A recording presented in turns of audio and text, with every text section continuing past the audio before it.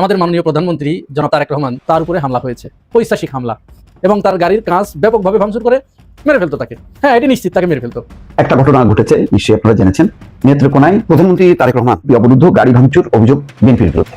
ওই গাড়ি বহরের মধ্যে বিরাট হামলা, চারিদিক থেকে ভয়াবহ ব্যাপার না? প্রধানমন্ত্রীর গাড়িতে হামলা, ভাবা যায় না। হত্যার জন্যই তো আক্রমণটা করছে। হ্যাঁ, একজন প্রধানমন্ত্রীকে মারতে চায়। কাদের প্রধানমন্ত্রী? বিএনপির প্রধানমন্ত্রী। সারা বাংলাদেশের সবাই প্রধানমন্ত্রী, কিন্তু বিএনপির প্রধানমন্ত্রী ওনাদের প্রধানমন্ত্রীকে মারতে চায়। পালাই যাওয়া ছাড়া তারেক রহমানের বেঁচে থাকার কোনো রাস্তা খোলা নাই। দেশের জনগণ তারেক রহমানকে ভাগ বাটোয়ারা করে ছিঁড়ে একেবারে খাইয়া ফেলবে। সুতরাং বাইচে থাকার জন্য তাকে অনতি বিলম্বে পালাইয়া যেতেই হবে। এছাড়া বাইচে থাকার কোনো রাস্তা ওর সামনে খোলা নাই। আরে তারেক রহমান, আয় খানকির পুত্তর উপর আল্লাহর গজব পড়বে চাকরানির ছেলে। আরে তুই বাংলাদেশ থেকে পলাইতে পারবি না চাকরানির ছেলে। ওই আমেরিকার প্রেসিডেন্ট ওই কুত্তার বাচ্চা তোকে রক্ষা করতে পারবে না। এই ড্রাম তোকে রক্ষা করতে পারবে না, জানেন? জনাব তারেক রহমান, আপনার কি লজ্জা শরম বলে কোনো কিছু নাই? বাংলাদেশের মানুষ যে আপনাকে থুথু মারে, আপনি কি সেটা জানেন? এই লন্ডন থেকে 17 বছরে কি শুধুমাত্র কার্ডের ব্যবসা করা শিখে এসেছেন? আর কোনো কিছু শিখেন নাই? একটু পড়াশোনা করতেন। বিএনপির অবস্থা যে 12টা বেজে গেছে, এটা সরকার টের পেয়েছে। সরকার প্রচন্ড ভয় পেয়েছে। বিএনপির অবস্থা সত্যিকার অর্থে 12টা বেজে গেছে, এটা প্রচন্ড ভয় পেয়েছে বিএনপি সরকার। এতে তাদের আমসালা সব যাবে। মাত্র 2 মাসে বিএনপি সরকার কিন্তু 5টি ভালো কাজ করেছে, যেটা অবশ্যই অ্যাপ্রিসিয়েট করার মতো। তো চলেন বেশি কথা না বলে 5টি কাজ কি করেছে যেগুলো অ্যাপ্রিসিয়েট করার মতো সেগুলো একটু বলি। একটা জোকার, একটা প্রতিবন্ধী, একটা অসুস্থ, একটা মানসিক বিকারগ্রস্ত ব্যক্তি বাংলাদেশের প্রধানমন্ত্রী হবে। এই লোকটাকে আপনারা কেউ থামান। এই লোকটার ন্যূনতম লজ্জা শরম নাই। এ কি বলে কিংবা তার প্রত্যেকটা কথার যে ধরনের সমালোচনা হয়, এই সব যদি সে দেখতো, তবে আমার দৃঢ় বিশ্বাস সে আর সামাজিক যোগাযোগ মাধ্যমে কিংবা মেইন স্ট্রিম মিডিয়াতে কথা বলতো না। বাংলাদেশে বিএনপি ক্ষমতায় আসার পর থেকে এখন পর্যন্ত কি কি প্রচলন করেছে? প্রথমত ফ্যামিলি কার্ড, যেটা ক্ষমতায় আসার আগে থেকেই বলে আসছে আমরা ফ্যামিলি কার্ড প্রচলন করব, বিতরণ করব। এরপর আসলো কৃষক কার্ড, এরপর ফুয়েল কার্ড, এরপর হেলথ কার্ড, এরপর আরো কত শত কার্ড এই সরকার অলরেডি প্রচলন করে ফেলেছে, কিন্তু নামমাত্র শুধুমাত্র প্রচলন করা হয়েছে। এই কার্ড দিয়ে প্রকৃতপক্ষে বাংলাদেশের মানুষের কোনো উপকার এখন পর্যন্ত আসেনি। যদি ফুয়েল কার্ড কাজে লাগতো তবে পাম্প গুলাতে কেন লাইন ধরতে হয়? যদি হেলথ কার্ড কাজে লাগতো তবে হামে শত শত শিশু মৃত্যুবরণ করতো না। আজকে সংবাদ দেখলাম প্রায় 30 জনের মতো শিশু সারা বাংলাদেশে হামে আক্রান্ত হয়ে মারা গেছে। এগুলা দেখার সময় জুকার প্রধানমন্ত্রীর আছে? নাই তো। সে আজকে নতুন করে আরো একটা কার্ড প্রচলন করেছে, এলপিজি কার্ড। মেজাজটা প্রচন্ড গরম হচ্ছে, বাট কন্ট্রোল করতেছি। এলপিজি কার্ড, গ্যাসের সমস্যা সমাধানে মা বোনদের এলপিজি কার্ড দেয়া হবে প্রধানমন্ত্রী। সময় টেলিভিশনের ফেসবুকের যে পেজ, সেখানে প্রায় 20 মিলিয়ন ফলোয়ার আছে। এই সংবাদটায় 4 ঘন্টায় 70,000-এর উপরে রিয়াকশন পড়েছে এই পোস্টে। এখান থেকে আমি আপনাদেরকে প্রথম 10টা কমেন্ট পড়ে শোনাবো, এরপর আপনারা বুঝবেন এই প্রধানমন্ত্রীকে, এই কার্ড বাবাকে বাংলাদেশের মানুষ আসলে কিভাবে কি মনে করে। এই দেখেন, গ্যাসের সমস্যা সমাধানে মা বোনদের এলপিজি কার্ড দেওয়া হবে প্রধানমন্ত্রী। দেখেন, একদম জেনুইন সময় টিভির পেজ। এখানে রিয়াকশন পড়েছে 74,700, কমেন্ট হয়েছে 16,000-এর উপরে, শেয়ার হয়েছে 3,700। রিয়াকশন গুলা দেখেন, 74,000 রিয়াকশনের মধ্যে 61,000 রিয়াকশন হাহা। মাত্র 509 জন লাভ রিয়াক্ট দিয়েছে। এটা নিঃসন্দেহে বিএনপির নেতাকর্মীরা। 11,000 লাইক পড়েছে। এইখানকার প্রথম কয়েকটা কমেন্ট আমি আপনাদেরকে পড়ে শোনাই। বাথরুমে যাওয়ার জন্য কোনো কার্ড দিবেন না স্যার, এখন শুধুমাত্র বউ কার্ড দেয়া বাকি। লাল কার্ড খাওয়ার সময় হয়েছে, কার্ডের মায়ের বাপ করে দিতেছে। অনেক বড় কমেন্ট। কার্ড কি সিলিন্ডারের পিছন দিয়ে দিবে নাকি খাম্বার মধ্যে? সবই কার্ড বাবায়ের কেলমা, এবং এক কার্ডে সকল সমস্যার সমাধান। এই কার্ড পেলে যদি গ্যাসের সমস্যা সমাধান হয়, তাহলে আমিও একটা কার্ডের আবেদন করবো, কারণ আমার পেটে অনেক গ্যাস হয়। যত সমস্যা তত কার্ড, সকল সমস্যার সমাধান পাওয়া যায় কার্ডে। এই হচ্ছে আমাদের কার্ড বাবার যে নিত্য নতুন কার্ড তিনি আমদানি করতেছেন, তিনি প্রচলন করতেছেন, সেই সব কার্ডের কমেন্ট বক্স। জনাব তারেক রহমান, আপনার কি লজ্জা শরম বলে কোনো কিছু নাই? বাংলাদেশের মানুষ যে আপনাকে থুথু মারে, আপনি কি সেটা জানেন? আপনি কি জানেন বাংলাদেশের মানুষ সুযোগ পেলে আপনাকে শুলে চড়াবে? আপনি সেটা জানেন না। জানলেও আপনি সেটা এড়িয়ে যাওয়ার চেষ্টা করছেন। এই যে কার্ড দিচ্ছেন, এই কার্ড দেওয়ার পর বাংলাদেশের মানুষের যদি ন্যূনতম উপকার হতো, মানুষ যদি উপকৃত হতো, তবে এই কার্ডটাকে গ্রহণ করত। কিন্তু এই কার্ড তো শুধুমাত্র লোক দেখানো। বাংলাদেশের মানুষ তো বলতেছে এই কার্ড দিয়ে নতুন ধান্দাবাজির ব্যবস্থা করে দিচ্ছে বিএনপির নেতাকর্মীদের জন্য। বিএনপির নেতাকর্মীরা এই কার্ড বিলি করার মাধ্যমে টাকা পয়সা হাতিয়ে নেবে মানুষের কাছ থেকে। এই ধরনের কথা তো আমরা বিভিন্ন জায়গায় শুনতে পাচ্ছি। মানুষ এখন স্লোগান দিচ্ছে, তুমিও জানো আমিও জানি, খাম্বা তারেক কার্ডের খনি, আগে ছিল খাম্বা এখন হয়েছে কার্ড বাবা। এই ধরনের স্লোগান সামাজিক যোগাযোগ মাধ্যমে ভাইরাল হয়েছে। কি একটা অবস্থা, বাংলাদেশের মানুষ চাইলো পুরুষ প্রধানমন্ত্রী, পাইলে হচ্ছে কার্ড বাবা, যে কিনা সকাল সন্ধ্যা কার্ডের বন্দোবস্ত করে। একটা নতুন কার্ডের প্রচলন করেন, নিজের বউকে, বিবাহিত বউকে লাগাতে গেলে যাতে কার্ড প্রয়োজন হয় সেই কার্ডের নাম হবে মিলন কার্ড। এরকম একটা কার্ডের প্রচলন করেন জনাব তারেক রহমান সাহেব। কি মানে এটা কি রাষ্ট্র?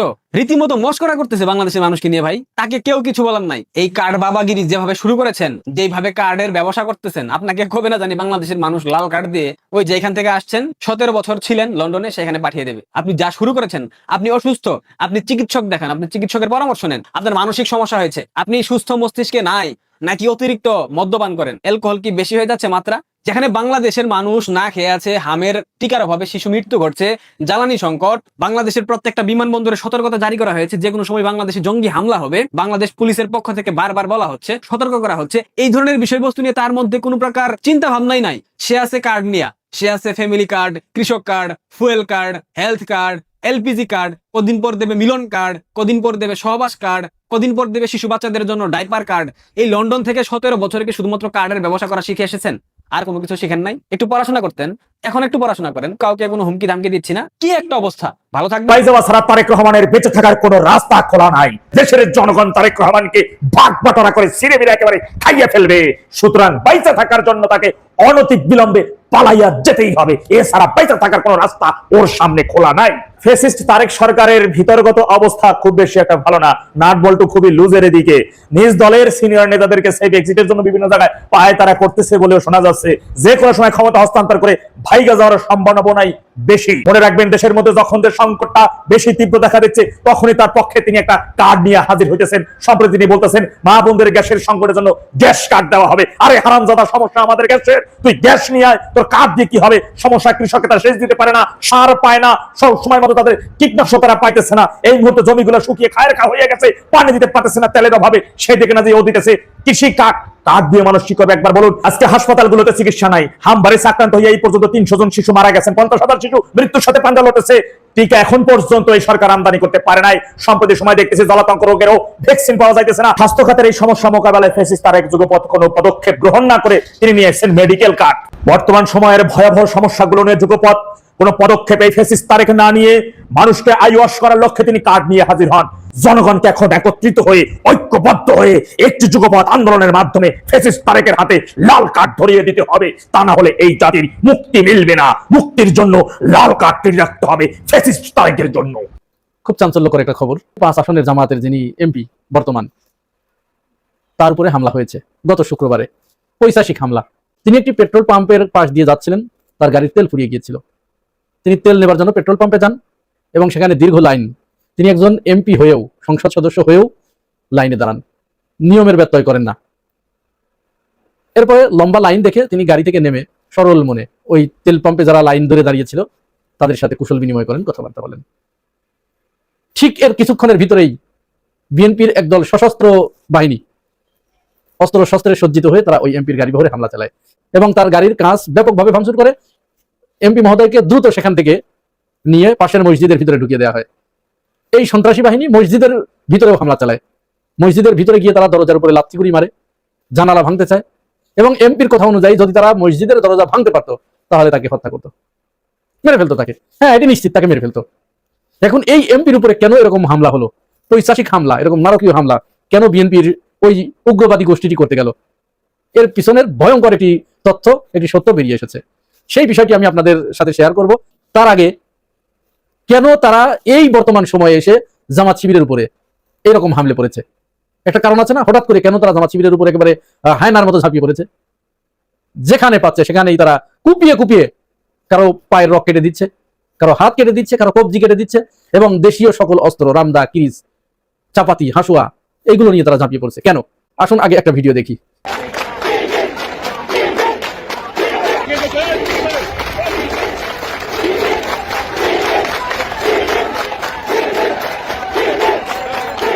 এই ভিডিওটা ঢাকা বিশ্ববিদ্যালয়ের গত 3 দিন আগের এই ভিডিওটা।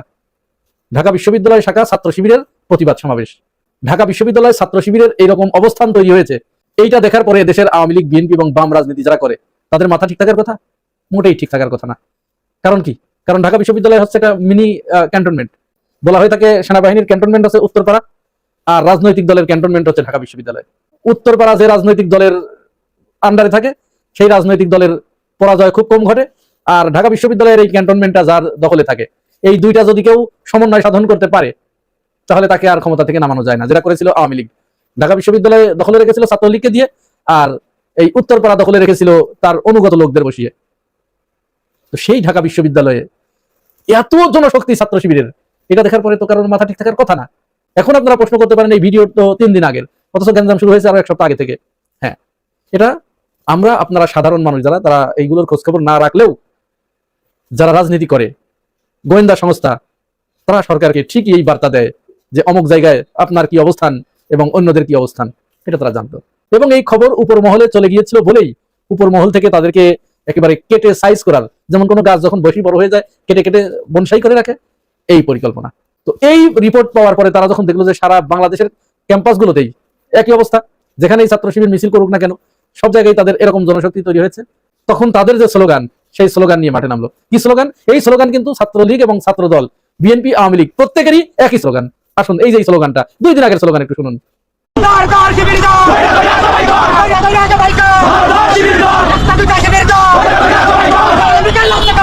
এইটা কোনো রাজনৈতিক দলের কোনো মানুষের স্লোগান হইতে পারে না, কোনো মত অবস্থায় পারে না। একজন মানুষ, একটা রাজনৈতিক দল, সভ্য মানুষ স্লোগান দেবে ধর ধর অমুককে ধর, ধরে ধরে, এটা হইতে পারে? কোন মানুষ এই স্লোগান দিতে পারে? হয় জঙ্গি না হয় সন্ত্রাসী, এরা ছাড়া এই স্লোগান কেউ দিতে পারে না। জবাই করতে চাচ্ছে, এটা কোন জাতীয় স্লোগান? আবার এই স্লোগানের পরে ইসলামী বিশ্ববিদ্যালয় থেকে দেখুন, ইসলামী বিশ্ববিদ্যালয়ের সভাপতি সেক্রেটারিরা বক্তব্য দিয়েছে, আর ধৈর্যের বাঁধ ভেঙে যাচ্ছে, প্রয়োজনে ফাঁসিতে ঝুলবো, তবুও এই জামাত শিবির রাজাকারদের জবাই করে করে হত্যা করতে হবে। চিন্তা করুন, মানে মানুষের প্রতি ঘৃণাটা কোন পর্যায়ে চলে গেলে তারা এই বক্তব্য দিতে পারে। এদের কাছে জামাত শিবির মানুষই না, তেলাপোকা বা তার চেয়ে নিকৃষ্ট মশাকে যেমন পিষে মারতে চায়, তেলাপোকাকে যেমন পায়ের তলে ফেলে মারতে চায়, এরা ঠিক সেই বক্তব্য শুরু করেছে। এরা এদেশের জামাত শিবির তো এদেশের বিরাট একটা অংশ রে ভাই, আপনি তার বিরুদ্ধে এইভাবে স্লোগান দেন কি করে? একদম মানুষ কি করে স্লোগান দেয় এবং এই বক্তব্য দিতে পারে যে ওকে হত্যা করবো? তাহলে ওই যে মানুষ যে বারবার একটা কথা বলার চেষ্টা করছে যে দুটো একই, তো সেটাই তো সত্যের দিকে চলে যাচ্ছে এই কথা। অথচ আমরা কি বিএনপিকে চিনি না? বিএনপির যারা এই কথাগুলো বলছে, এই জাতীয় স্লোগান দিচ্ছে, এই বয়ানগুলো যারা মাঠে ছাড়ছে, তাদের তো আমরা চিনি। তারা তো আমাদের চোখের সামনেই বড় হয়েছে, আমাদের চোখের সামনেই তারা রাজনীতি করেছে। তাদের কোন নেতার কোন চরিত্র এগুলো তো আমাদের জানা, কার কতটুকু সাহস, কে বিপদ দেখলে কি করে, এইগুলো তো এদেশের মানুষ দেখছে না? দেখছে তো, কারণ তারা প্রত্যেকেই এই নেতার মতো এক নেতা আজকে সংসদে বক্তব্য দিলেন, তার বক্তব্যটা আগে শুনুন, আর 2023 সালের এই ভিডিওটা একটু দেখুন। তিনি এক জায়গায় স্লোগান দিচ্ছিলেন, স্লোগান দিতে দিতে হঠাৎ করে পুলিশের গাড়ি আসার যে সাইরেন, এই শব্দ তার কানে আসার সাথে সাথে তিনি দেখুন কি করেছে। আগামী দিনে কোন আন্দোলন হলে, সংগ্রাম হলে বাংলাদেশের মানুষের পক্ষে হবে, হেরে যাবে রাজাকার, জিতে যাবে বাংলাদেশ। তাহলে আমাদেরকে এটা বিশ্বাস করতে হবে ওনার সংসদের বক্তব্য আর এইখানের এই চরিত্র, এটা কি একসাথে, এটা কি এক করা যায়? উনি এখন বাঘ হয়ে গেছেন। এই জাতীয় কাপুরুষদের সাহসের গল্প শুনে কেউ উদ্বুদ্ধ হয়? কখনোই হয় না তো। কারণ যার পিছনের চরিত্রটা এরকম, সে যদি ক্ষমতায় আসার পরে তার সবকিছু যখন তার ফেভারে, তখন যদি সে এরকম বক্তব্য দেয়, এই বক্তব্য মানুষ বিশ্বাস করা তো দূরের কথা, তাকে ঘৃণা ভরে প্রত্যাখ্যান করে। কারণ সে বিপদ আসলে আবার যে এরকম করবে না তার কোনো নিশ্চয়তা নেই। যাই হোক, এই মানুষগুলোই এতক্ষণ ধরে আমি যাদের কথা বললাম, এই মানুষগুলো জামাত এমপির উপরে আক্রমণ চালিয়েছে। যদিও সরকার তাদের 10 জনকে, যুব দলের 10 নেতাকর্মীকে গ্রেপ্তার করেছে, তাদের গ্রেপ্তারের